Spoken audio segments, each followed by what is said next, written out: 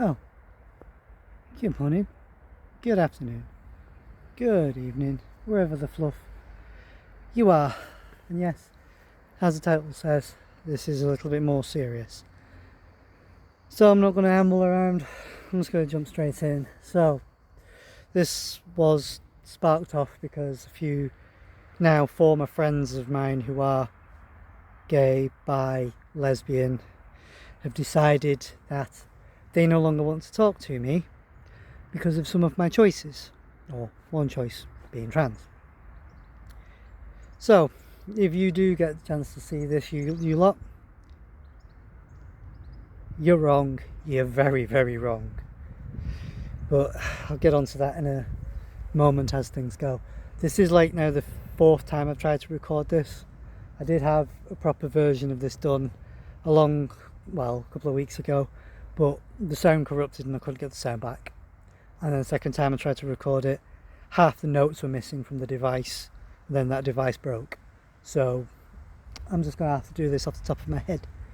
So let's just go into some of the, well, not the full like nitty gritty of it, but just a few little bits.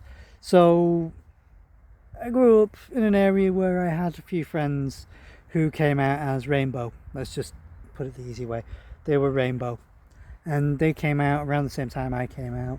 Some of us were outed whilst we was in school and in college. Others came out when we were ready. So we all had around the same sort of upbringing.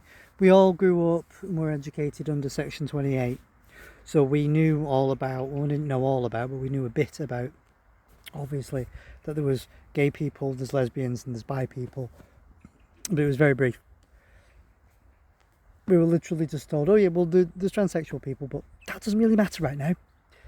That doesn't matter, we're not going to talk about that. We're just going to talk about other people and other things. And then it was just like everything else was just, yeah. If you want to know more about that, just talk to family members or talk to people who are gay. We can't really tell you much, but all we can say is, because we grew up close enough to Manchester, that obviously Manchester had a big draw. So yeah, there's Canal Street. So if you want to know anything more about that, really, yeah, just go down Canal Street. That's basically it, and everything else was all heteronormative. So let's just clear that bit up. So these friends have decided that they know better. They know me better, that I'm making the biggest mistake of my life, that I'm going to regret everything, that I don't know what I'm doing, that they know everything all about it, that, it's just a phase. Is my answer to that. You really think I didn't do any research whilst I was growing up? You really thought that I didn't talk to people about things, that I didn't look at books about things, that I haven't been to specialists? From the time I was about 11, I was going seeing psychologists, psychiatrists, I was going seeing psychosexual therapists, I was seeing all sorts of counsellors.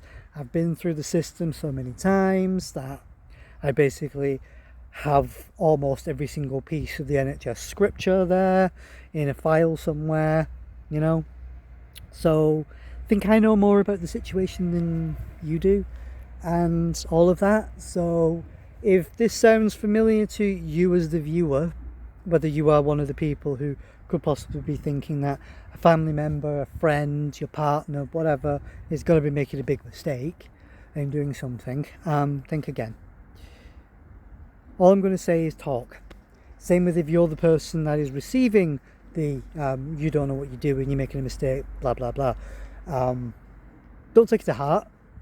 They're coming from a point of care, but it's from the wrong angle. So just be gentle with them. Both sides of this now, be gentle. I'm going to say this: communication is the key. Talking is going to be the key. Because if both sides don't communicate, then there's obviously going to be the wall of confusion. So to break the wall of confusion, sit down, have a chat, talk. Don't jump in with boots on and go, you don't know what you're doing. I know what I'm doing. Don't start arguing. Just go gentle. Go into it gently. Talk. Just talk. Talking is a really good thing. And as a lot of us know, the world at the moment is a very separated, very segregational place right now, with people that are jumping in from all over with all sorts of different ideas and plans and theories and everything else. So the world is a mishmash place. What can also be a very hurtful place and a very hateful place at times. So we don't need to make it any harder for us and for you. So communication will definitely be the key, because people that know everything they don't know everything, because you think you know everything, but no one can know everything. But people that know a little more about the situation, especially the people who are asking the question of, am I a boy? Am I a girl? What am I? Who am I? Where am I? You know? But yes, some of us don't match the ideal where we have the full soft flowery face and we don't dress fully feminine and things like that. I've gone through years of vocal training, and yes, I could easily put my voice up here and I could do this, and I could always go forward with things, and I could always be a little softer and a bit easier. But when I need to do serious talks, I'll allow my other voice to come through, and I do mix, especially with that right now. I am both mid voice and head voice. I am both forward and back at the same time, so I can do that. I don't wear makeup because I've never liked wearing makeup. I've experimented with it. It looks good, but I just personally don't like wearing makeup. It's not my thing. And dressing feminine, I'd rather dress how I'm comfortable than to try to pigeonhole myself or be pigeonholed by society.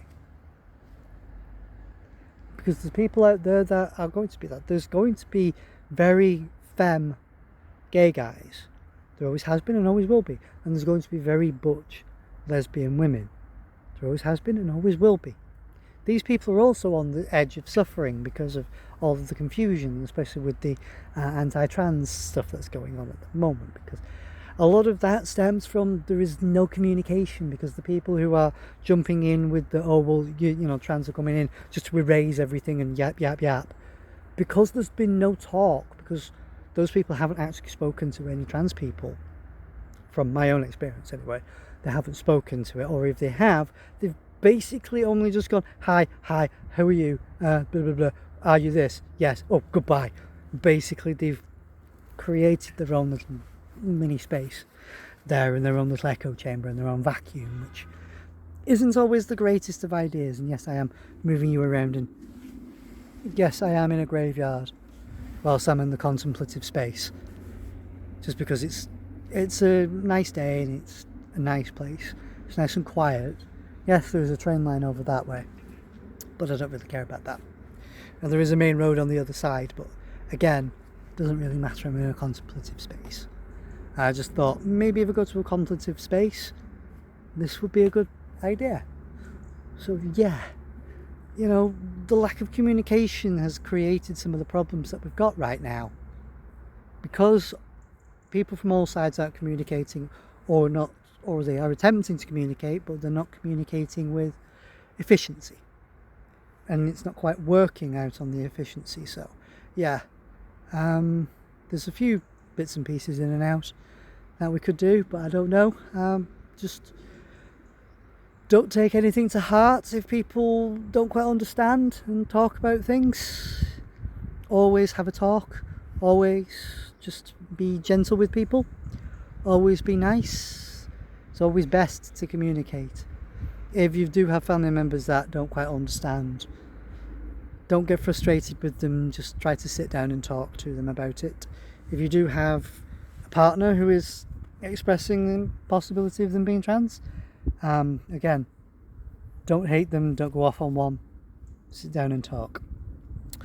If you are a parent of a child who is coming out and questioning their gender and where they are and who they are, please sit down and talk. Communication will always be helpful, because going through what some of us experienced, having the confusion of going through multiple different things, of going between the Preston area and the Manchester area and going up to Lancaster to go see some psychologists who don't know their elbow from their a-hole sometimes to do with this, because it was a very new thing at the time.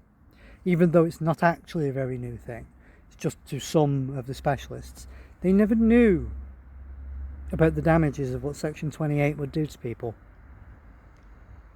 You know?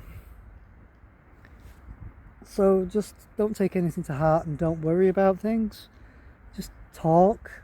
Communication is always going to be the key.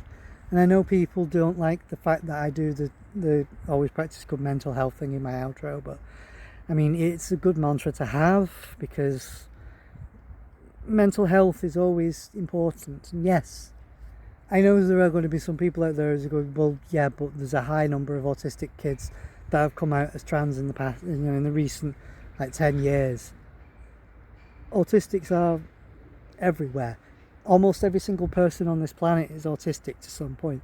There's some people that show zero signs, and some people that show heavy signs. The vast majority of the population are autistic in some fashion.